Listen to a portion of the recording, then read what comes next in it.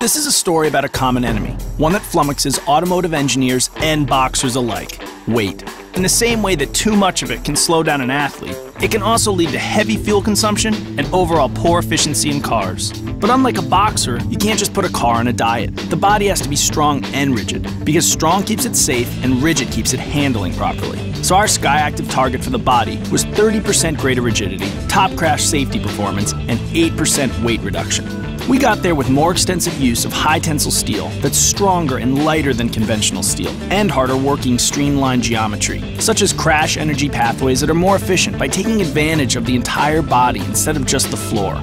Our chassis goals were weight reduction, more Mazda nimbleness, and improved stability. Designing a quicker steering system made us more nimble at low speeds. Then, using a very European-style front suspension geometry, we beefed up high-speed stability for that smooth mover on the Autobahn kind of ride. In the rear, we changed wheel angles and pivot points in the suspension links to improve stability and make bumps less bumpy while decreasing brake dive when braking.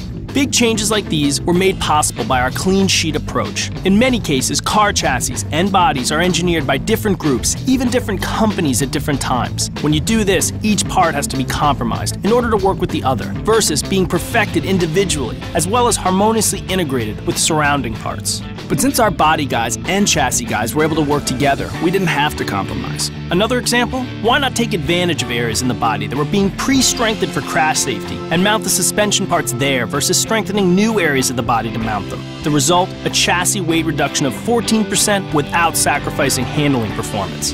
In the end, we achieved some amazing numbers in weight lost and in fuel economy.